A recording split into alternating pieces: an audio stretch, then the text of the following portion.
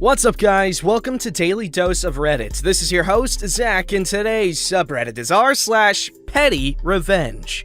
Okay, this story's called, You Suspend Me from School But Not My Brother? That's okay, I have a cool mom. New to Reddit, first post didn't work, oh this one does and fits. I just passed my 60th birthday and have started to look back on my life and enjoying memories about growing up in times that were so different from these. It makes me very glad that I am not a teen again. It was 1975 and my first year in high school. My brother was 2 years ahead of me in the same school. We were pretty close growing up, joking around and generally having fun. We had both signed up for our classes over the summer and had finally gotten our schedules in the mail. Lo and behold, they put us in the same French 1 class. We looked at each other and went, oh yeah, this won't turn out well. We had a habit of playing off each other, and this would probably be amplified if in the same classroom. We went to the school counselor and asked for a schedule change to be in separate classes. She didn't listen. Well, okay then. It wasn't more than a few weeks when it happened, and honestly, it was just unavoidable.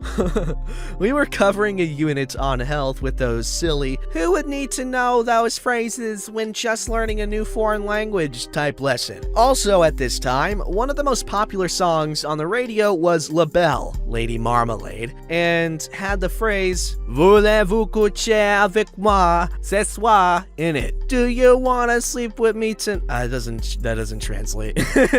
Do you wanna sleep with me tonight? Being the studious siblings we were, we had a 2-sentence dialogue using one of the available French sentences we were learning in class. As in, my brother laughingly leaned over and said, Voulez-vous coucher avec moi ce soir? To which I answered directly out of the textbook with, Non, j'aime à la tête. So sorry. No, I have a headache. Boom. I was instantly transported to the principal's office while my brother stayed in class. Say what? Yup. Mom was called and asked to pick me up immediately because I had been suspended for 3 days. Oh, how we laughed on the way home. On to the petty revenge. My mom is cool. She had things to do while I was home, so I would go with her. At some point, we ended up at the mall. We saw some platform sandals that had actual 4-wheeled roller skates tucked into the shoe. Oh my god, at that time. That is actually badass. Pull the lever on the side and they drop down, locking into place. Turn your foot over and tuck them back in. I love that. Those are like proto-heelys. I saw that smile on her face. They booted you out for what you and your brother did. But will they do it again for what I did? She bought them and I wore them the first day back to school. And how did that go, you ask? Walked into the lunch line, rolled out with my tray, walked into the principal's office, and rolled out with my mom to the car for another 3-day suspension. One of the best times of my life. Deepest thanks, Mom. P.S. I think if the principal could have suspended her, he would have. I love this story. I was imagining it through a 1970s lens, and it was beautiful. Also, that mom is so sick. My dad would have gotten so mad at me, you have no idea. But anyway, thank you for sharing, dude. This is great. Alright, this story's called, Call Me Lazy Girl While You Skip Off to Drink? I'll make you suffer for it. So this happened a few years ago on a relatively large project. We were building a 4-level house from the ground up. At the time, I was 23 working with my dad, the boss, and my stepmom's cousin who, as dubbed in a previous post, is Max, fake name. Max is an older gentleman in his 50s who is, for lack of a better word, gross. He's the type of person to knock something over that injures you and laughs and tells you to be careful next time. Okay, that's funny though. I'm sorry, it's not. But it's just the way they said it. Needless to say, he doesn't think that I, 23, female at the time, you dude now, can do what he can. so he likes to refer to me as girl. Now on to the main part of the story. We had just gotten joists and trusses for the top 2 levels in the roof. It is also 6 p.m., also known as universal quitting time for construction workers, unless you work for my dad. Max, who has been working with us long enough to know we don't quit until after we've cleaned up, has vanished. Dad looks around. "Where's Max?" I shrug. "Go inside and get him." We live just down the street from this job. So I go and find Max sitting on the couch in his dirty, sweaty clothes and a beer in his hand half gone. "Done already, lazy girl?" This is a new one, and I'm pissed. Dad says we aren't done. He grumbles, but downs the rest of his beer and follows me out. We get back, and Dad is already moving some of the joists into place and orders me and Max to bring the rest. Sourly, I do as asked and grab one. Max screws around and makes comments about me under his breath. "Come on, lazy girl!" This one he says loud enough for everyone to hear, as if I was a sled dog. I think. Lovely. Dear readers, cue my petty revenge. I grab one end and do a shuffling walk, thinking at most I'll bang his knee. Painful, but no lasting harm. I hear that sound that I'm pretty sure every guy knows as a gasp, squeeze, pained cry. I turn around to look. Max is standing directly behind the joist, holding squarely in front of his junk, looking like he wants to vomit. I may have done it a couple more times. I was not called lazy girl again. Before anyone defends him and tells me I'm awful, let me tell you, he knows he's supposed to carry these on his side. Also, he never once changed position over the dozen different ones we move. He simply wanted me to carry more weight. Oh, P, I love it. It was funny. I imagined this in like the beginning of like the pilot of a TV show, or like the beginning of a movie, you know, to show some character exposition, you know. Oh, crappy, mean jerkhead uncle that laughs at everyone. And then and then the main character who doesn't take crap. It's fun. I like it. Thank you. Alright, this story's called Enter Sacred Burial Site? Yeah, you're probably cursed. A lot of people in my tribe and other natives I know tend to have quite a sense of gallows humor. Happens when there's a lot of unresolved injustice and genocide. So I'm sorry if this is too dark. I went to a school on my tribe's old territory where there's an area reserved for cultural events because it's a sacred burial site of one of our prophets. There's a stone circle with a pole in the middle with offerings and decorations. It's a pretty obvious Native American worship site. Anyway, a few years back, I'm living in the dorms and a group of boys come into the common room one night, laughing and joking about how they touched the pole. I asked, "What pole?" "The pole in the middle of that stone thing." "Do you know what it's there for?" They all got kinda quiet. "Some Native American thing, I guess?" You guessed right. That's my tribe. And we're actually never allowed to touch that pole because it's directly over my ancestors' buried remains. That specific place is the burial site of the most bodies, but they're under these buildings too. You better go apologize. You're probably cursed now. I've never seen someone start to visibly sweat so quickly. The next day, they told me they went back and apologized. Hey, good kids. This makes me think of how Ken Hotate messes with all the white people in Parks and Rec. And they can never know when he's messing with them, and he plays the hell out of them. This makes me think of that. Also, this is the first time I think I've read a story involving any Native American stuff. Y'all should post more. I'm sure the potential for messing with people is so great.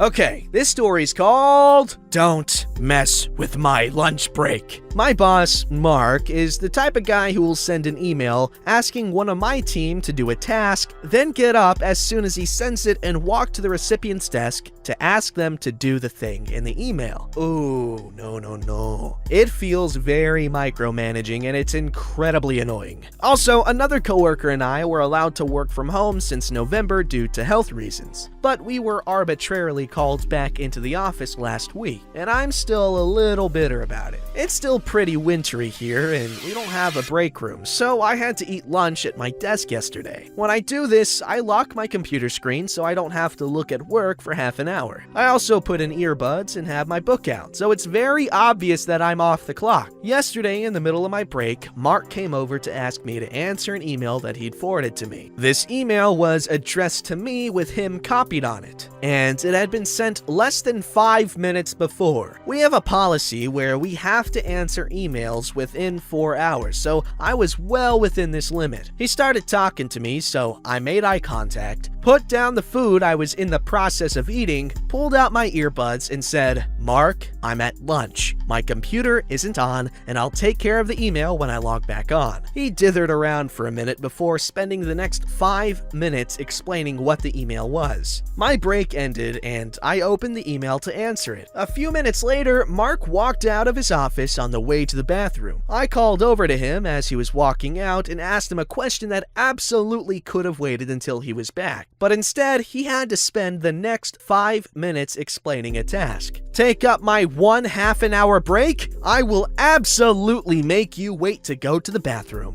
What? Oh yeah, this is definitely petty. I was expecting him to or him or her to, wait 4 hours to answer the email, but this also works. Alright, this story's called Manager in Training Gets Her Ketchupins. I like it. I bet it has something to do with mayo. Let me set the scene. This was eons ago. Eons? Really? Someone's dramatic.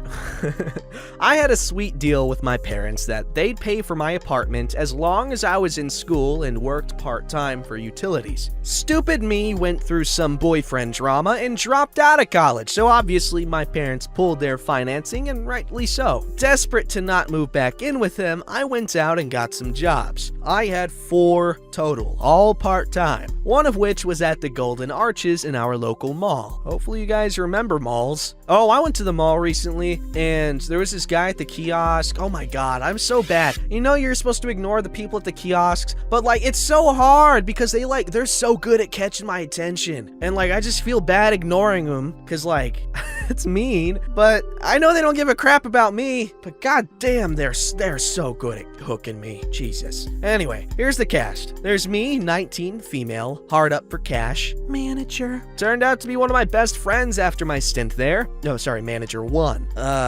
Manager 2 was the epitome of corporate. Manager in Training. 16-year-old who thought she was all that and a bag of chips. Ha, not the chips. Man, am I dating myself or what? Is that not still a phrase that people use? Anyway, other misfits that work there, including a cousin of mine, but don't really fit into the story. I do have some epic tales about the misfits, but they don't work on this sub. Our grunt uniforms were black pants and a turquoise t-shirts with the list ingredients for a particular item we sold. I'm sure in your lifetime you've heard the songs they've made with the ingredients. Oh god, how old is this? The managers had blouses. Yes, they were all female, but these derpy bow tie-like things. Manager in Training also had a blouse derp tie, just in a different color. This is relevant. At 19, busting my ass as much as I could at all of my jobs that I didn't give 2 flying F's about, I just kept my head down and worked. I didn't really talk to that many people at any of my jobs, except previously mentioned cousin and manager 1. I went in, did my job, went home. Working at night at Georgia was fine. The people were more laid back, manager 1 was the closer, and we all just did our thing. Plus, not Georgia, Golden Arches.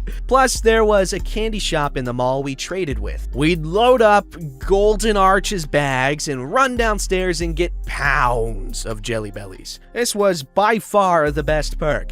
Jelly beans are my favorite non-chocolate candy, probably. During the day was a whole different story. People actually fought to work breakfast and lunch lunch because it was a better schedule for them. I was a floater as I had to try to eke in as many hours as I could. Manager 2, being uber corporate, was just a hard ass. I, again, didn't care that much about the job. She started hating me after I refused to be a manager in training. I had no desire to do their training program and become what she was. Enter manager in training. Remember, she's 16. She was always really chipper and bubbly, cheerleader at the local high school to the managers, but a complete bimbo to the rest of us hamburger grunts. Put the fries in the fryer too fast? Threat of a write-up. Didn't dash out to clean tables as soon as they were empty because there was a rush? Threat of a write-up. Didn't have your obnoxious turquoise hat that no one looked good in the right angle? Threat of a write-up. See where I'm going with this? You've never seen such a power trip. The best part is, she had no actual authority over us. To the other managers, she was one of us grunts in prettier clothes. Manager in training had this absolutely awful habit of socking you in the arm before she talked to you. Not a polite tap, no. Full-on punch! As you can imagine, I got hit a lot as I was always there. It got to the point that I started to get bruises. Obviously, I went to the managers after asking her to simply stop. Didn't work. They said, "Oh, she's just like that. Just ignore it." After a month solid of ignoring it, I'd had enough.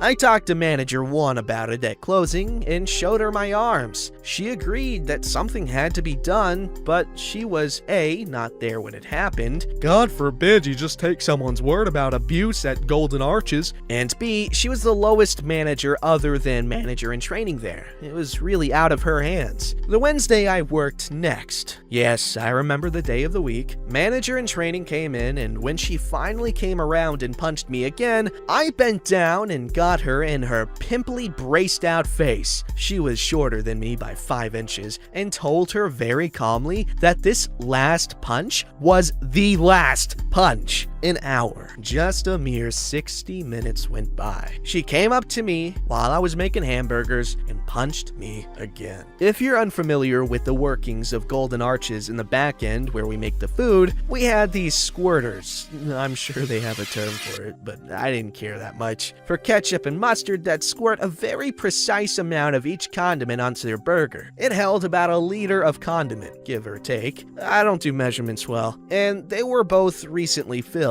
Anyway, when she punched me, I had the ketchup squirter in hand. I whipped around to face manager in training, told her I warned you, and proceeded to empty the ketchup on her from head to toe. It was in her hair, running down her face, in her blouse, just a mess. She started screaming at me that I ruined her blouse and she's a manager, how dare I, and on and on. Then she starts crying and runs to the bathroom. This is like that one scene from Carrie, the prom night.